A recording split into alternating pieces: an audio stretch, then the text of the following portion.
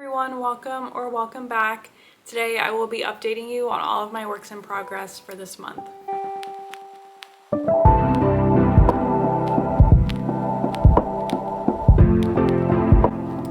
Really quick, I just wanted to say hello and welcome here if you are new. My name is Dakota. I'm 31 years old. I'm a knitter based in northern New Jersey, and I live here with my husband and our 2 cats, and I work full-time as a dietitian. I love to knit, and that's why this channel exists, to share in my joy of knitting with you. So if that's something that you're interested in, please subscribe. Today I'm gonna share what I've been working on this month. My last video was my everything I knit in 2025, and I have taken some WIPs with me into 2026. I couldn't finish all of them. So I have 2 sweaters to talk about today. I will say, like I said in the beginning, I do work full-time, so most of my week is going into an office. So my knitting time is very intentional, and because of that, I don't typically have a ton of projects on the needles or am able to finish things within the matter of a couple weeks. It does take me some intentional knitting time to get my projects done. So yeah, I only have 2 sweaters to talk about today, but they're very exciting. The first one that I'm going to talk about is the Gleniff sweater by Tanya Barley. All right, here she is. This is my Gleniff sweater. It's a pattern designed by Tanya Barley. It's a top-down circular yoke colorwork construction, and it's just beautiful. It's knit in a fingering weight yarn. You could do 2 colors or 3 colors. I chose to do 2, and I am also knitting mine on a fingering weight yarn using 2.75mm needles to meet gauge. The yarn that I'm using is from a local yarn store from Rose of Pearl in Chester, New Jersey. Highly recommend, go check them out if you're in the area. The owner, Jenny, is very nice and super knowledgeable. But the actual fiber is from Green Mountain Spinnery, and that's up in Vermont in the US. So this is my first time using this yarn, and I love it so much. This is where I'm at with it right now. So I have finished the body, and I've also finished the sleeve. You'll notice that with both of these sweaters, I'm kind of at the same point, just working on the sleeves now. And this is like the point in my knitting where I'm kind of starting to get over it. Like I want it to be finished. I think most people can relate to that when you're just working on sleeves, especially with magic loop. I definitely prefer to do the sleeves using a smaller, like 14 or 16 inch cord, but magic loop is what I have right now. So yeah, I'm kind of at the point where like the projects are like not blocked, so the yarn doesn't look that nice, and it is just like very unmotivating for me to want to finish it when it doesn't look great. But I've come up with a tip to help me get through this kind of sleeve island portion of knitting, and I hope that this tip helps you too. What I've done is I haven't blocked this officially, like wet blocked it, but I have steam blocked it, and it's given me just enough motivation to be like, okay, I see the vision of this. I really like how it looks. Now I feel ready to like just get the second sleeve over with. So that's what I did. And what I do is I will just lay it down on the flat ironing board and lay a towel over it. I use a white towel just in case like any dyes bleed. And then I will use the flat iron once it's hot and just use the steam setting and like press the flat iron in and almost like iron it, but not aggressively. And it really like just flattens out the fabric and makes it look nice enough. It's not completely wet blocked, so I know this isn't gonna like sit how I really want it to, but it still, I think, looks a lot better than what it did when the fabric was all kind of like bunched up from the color work and stuff.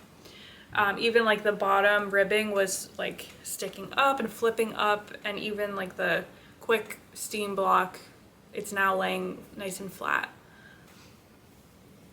So yeah, I have modified this quite a bit. I'll go into more detail in the finished object podcast, but if you are interested in knitting this pattern, what I did is I omitted the body color work as well as the option for the sleeve color work as well. And yeah, I just wanted it to be just the yoke. I also modified the underarm. So as I was knitting, this is by the way, my first all over colorwork garment. So I'm pretty new to colorwork. I have knit like one other thing in colorwork and it didn't work out, so I ended up frogging it. But this being my first one, I really was trying to be intentional while working through the yoke. And so what I did is when I got to the end of the yoke, I just blocked the colorwork section. I did wet block that, and then I tried it on and I realized that the sleeves were a little bit too snug up against my armpit. So what I did is I just casted on additional stitches under the arm. And I will say the sleeve, I'm happy with the sleeve length, but I think up by the body, there are just a bit too many stitches, and I can't tell if that's because like I had wet blocked the color work, but the sleeves are not wet blocked. So I haven't had the chance to like stretch it out and make it form fitting. So there's like this kind of awkward dip, as you can see right here. And I'm hoping with wet blocking that will go away, but it could also just be because of the change in gauge from the color work to the stockinette portion. I don't think I'm gonna go back and reknit this whole sleeve. I'm gonna try to wet block it, and if not, it's really not the biggest deal. But I think next time I try to modify a pattern like that, what I'm gonna do is cast on extra stitches for the underarm and then immediately do some decreases once I start the stockinette portion of the sleeve. But overall, I'm happy. I really like the sleeve length. I love this yarn so much. It's very soft and very light and airy. So this, even though it's a wool colorwork sweater, it's not one that is very heavy. Think like Brooklyn Tweed Shelter, if you've ever used that. The yarn is just spun to be very airy is the best way that I can describe it. So it ends up with like this very bouncy, airy fabric while still maintaining its warmth because of course it's 100% wool. But yeah, I think for right now, that's all I have to say about this sweater. I'm overall loving the process of knitting it. The yoke was super easy to read. The charts were very easy, and overall it's just been a pleasure to knit. So yeah, we'll see how this turns out in the end, and my hope is to finish this by the end of the month, so I will keep you updated. All right, my second work in progress for this month is the Chantal sweater by Marika Knits.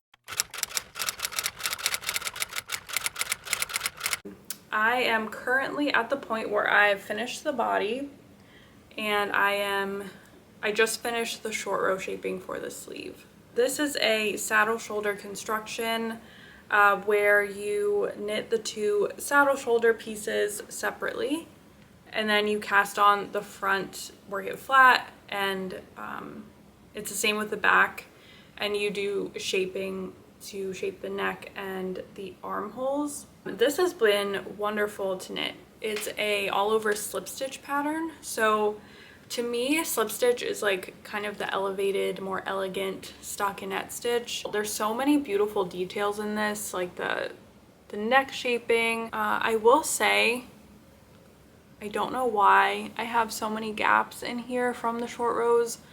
I might go back and redo it. I'm not like that far into this where it's going to be that much of a hassle, but I honestly think I'm going to, and just try a different technique.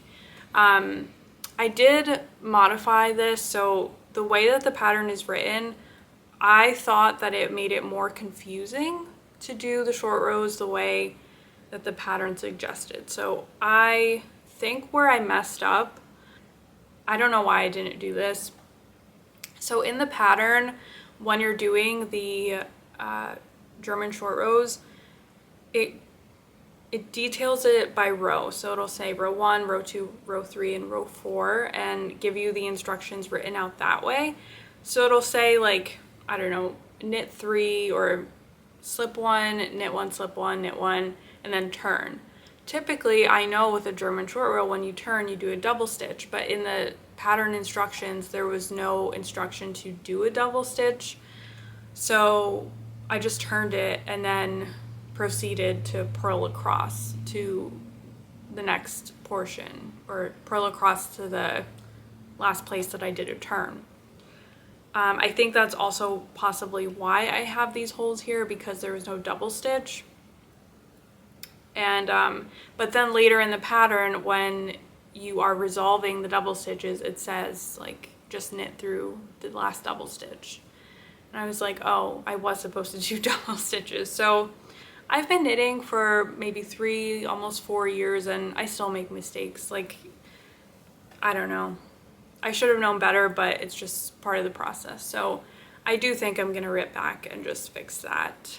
So yeah, I love the neckline of this. I love, like, the thick folded over neckband. I think it looks super elegant on this. I also took a steamer to this to block it out because the bottom ribbing was flipping up, but I don't think that this is really going to come to life until it's wet blocked, honestly. But yeah, I'm loving this. I have never knit a Marika Knits pattern, and as many knitters have said, she is just really unique. Like, there's a lot of techniques in her pattern writing that I've never used before, that are just new to me and kind of intimidating. So I will say, if you're a beginner, don't choose her patterns. But once you have some experience under your belt, I think it's totally plausible to do them. Just take your time. I actually plan to cast on the Paul sweater in February, but first I want to finish this. So my goal is to finish this by the end of January and be able to wear this for the rest of the winter. So really quick, the yarn that I'm using is, I'm holding a fingering weight and a lace weight together. I'm personally using Satisgarn Sunday in this, like, cream color. And then I am omitting the mohair, and I chose to do an alpaca lace weight in this white color. I don't know the brand of this, I'm sorry, but it's a lovely alpaca lace weight. I got it on Wool & Company website, and I will say the tones in these two are slightly different. The alpaca lace is a little more, like, neutral, cool toned, whereas the Satisgarn Sunday is more warm toned. But together, I think the warmth kind of overpowers. The warmth from the Sunday kind of overpowers it. But yeah, I'm excited just to have a basic cream sweater in my wardrobe. A little more elevated than just a stockinette sweater.